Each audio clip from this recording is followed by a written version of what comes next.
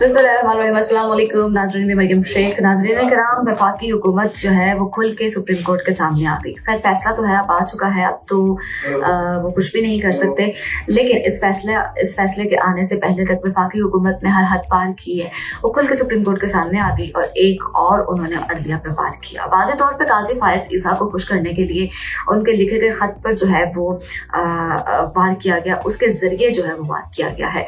काजी फायज ईसा का जो है, जस्टिस काजी फायज ईसा जो है मोहतरम जज है हमारे, उनका जो है खत मरियम औरंगजेब के जरिए जो है वो मीडिया को भिजवाया जाता है। कोई भी बात जो हो, क्योंकि मरियम औरंगजेब क्योंकि वज़ीर इत्तलात व नशरियात है, तो उनके जरिए कोई भी अपडेट, कोई भी बात अगर पब्लिक करनी हो तो वो उनके जरिए ही भिजवाई जाती है मीडिया पे, और वो आके जो है वो पब्लिक कर देती है। खैर दूसरी जानिब जो है जमाल खान मधुखेल का इख्तलाफी नोट चीफ जस्टिस जो है हमारे मोहतरम उमर अता बंदियाल साहब के पास नहीं था, जो उनसे कुछ ही दूर के फासले पे बैठे थे, कुछ ही दूरी के फासले पे बैठे थे, यानी कि 2 कुर्सियां छोड़ के वो बैठे थे, उनके पास नहीं था इख्तलाफी नोट। और लेकिन वो नोट जो है वो पीपल्स पार्टी के वकील अपने बिलावल भुट्टो साहब, उनके वकील, फिर सरदारी साहब के वकील, नवाज शरीफ साहब के वकील, शहबाज शरीफ साहब के वकील, मरियम नवाज के वकील, इन सब के वकीलों, मौलाना फजलुर रहमान के वकील, इन सब के वकीलों के पास वो नोट मौजूद था। लेकिन जो पास बगल में बैठे थे चीफ जस्टिस साहब, उनके पास ये नोट मौजूद नहीं था। लेकिन बड़े अफसोस की बात है ये, इस तरह के जो सूरत हाल है, इस तरह से जो सिचुएशन बनी हुई थी, जो बनी हुई है, अभी भी अफसोसनाक होती है कि खैर मरियम औरंगजेब जो है उन्होंने एक स्क्रीनशॉट है, हमारे मुअज़्ज़िज़ सहाफ़ी हैं बाबर अब्बासी साहब, उन्होंने जो है अपने ट्वीट के ज़रिए ट्वीट किया, वो सब आप ट्विटर पे जाकर देख सकते हैं। मैं भी कोशिश करती हूँ कि अपनी वीडियो में उसको लगा लूँ, अगर मुझे इजीली वो होता है तो अगर मैं लगा सकती हूँ तो स्क्रीनशॉट है बाबर अब्बासी साहब का, उन्होंने ट्वीट किया हुआ है मरियम औरंगजेब का एक स्क्रीनशॉट, जिसमें आप वाज़ेह तौर पे देख सकते हैं कि व्हाट्सएप ग्रुप है, व्हाट्सएप का स्क्रीनशॉट है, उस पर ये काजी फायज ईसा का जो खत है वो उन्होंने भेजा है, वो उन्होंने शेयर किया है व्हाट्सएप ग्रुप में। उसके बाद जो है 5:15 पे मरियम औरंगजेब ने यह खत जो है वो भेजा है व्हाट्सएप ग्रुप में जनाब अपने, और फिर 7:05 पर हंगामी इजलास जो है वो तलब कर लिया जाता है। ये इजलास जो है वो फ़ौरन से बुला दिया जाता है सिर्फ एक ख़त की बिना पर।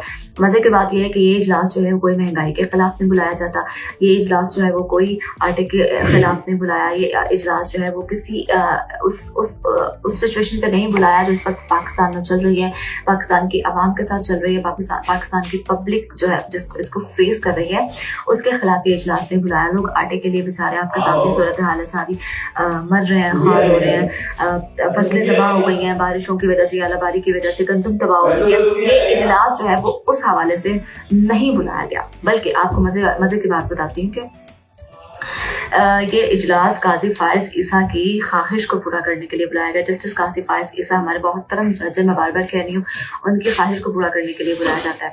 उसके बाद 8:17 पर इजलास का आगाज कर दिया जाता है। फटाफट इसकी स्पीडें देखें जरा, 5:15 पे खत जाता है, 7:05 पे इजलास रद्द किया जाता है, 8:17 पे आगाज कर दिया जाता है इजलास का, सारी काबीना वहाँ पे इकट्ठी हो जाती है, सब वहाँ पे इकट्ठे हो जाते हैं, और 8:17 पे जो है वो इसका बाकायदा तौर पे आगाज कर दिया जाता है। इसके बाद जी 9:10 पे इजलास खत्म भी हो जाता है, 9:10 पे इजलास खत्म भी हो जाता है, और 9:18 पे ये बताया जाता है, ये कहा जाता है कि चीफ जस्टिस ऑफ पाकिस्तान को वापस बुला लिया गया है, जबकि जस्टिस काजी फायज ईसा के जो चाह रहे थे, बल्कि ऐसे जैसे जो उन्होंने फैसले किए थे 2-1 से, जो जस्टिस काजी फायज ईसा ने फैसले दिए थे ना 2-1 से, जिसमें ये कहा गया था कि सुमोटो जो है वो प्रोसीडिंग्स और इसके अलावा एक आर्टिकल 184, मैं अपनी गुज़िश्ता वीडियो में इसका जिक्र कर चुकी हूँ, बता चुकी हूँ कि आर्टिकल 184 के तहत जो है वो रोका गया था चीफ जस्टिस को फैसले करने से। आर्टिकल 184 के तहत जो है वो केसेस की समाअत करने से रोका गया था। इस पर शहबाज शरीफ इतना खुश हो गए कि उन्होंने काजी फायज ईसा साहब से उन्होंने 11 घंटे के अंदर जस्टिस काजी फायज ईसा के खिलाफ जो है सेक्रेटरी व्यू जो है वो उसको वापस लेने का ऐलान कर दिया। रेवेन्यू जो है उसको रिव्यू जो था उसको वापस लेने का ऐलान कर दिया उन्होंने। गाजी फायज ईसा का ये खत जो सामने आया जिसकी मैं बात कर रही हूँ, इसमें लिखा क्या था और ये इन्होंने लिखा किसको था वो भी मैं आपको बताऊंगी। गाजी फायज ईसा का ये खत है जो जनाब लिखा गया है अशरत अली को, जो रजिस्ट्रार हैं सुप्रीम कोर्ट के, ठीक है, उनको लिखा गया। उसमें कहा गया है कि जी मैं हैरान रह गया, उनको कहा जा रहा है गाजी फायज ईसा साहब की जानिब से कि मैं हैरान रह गया हूँ। आपका सर्कुलर जो मुझे मिला है, जो 31 मार्च का सर्कुलर है, वो सर्कुलर जिसको डिसअवे करता है और सुप्रीम कोर्ट के इस फैसले को जो हमने दिया है 29 मार्च को, जो सुमोटो के मैंने आपको पहले भी बताया सुमोटो प्रोसीडिंग के हवाले से है।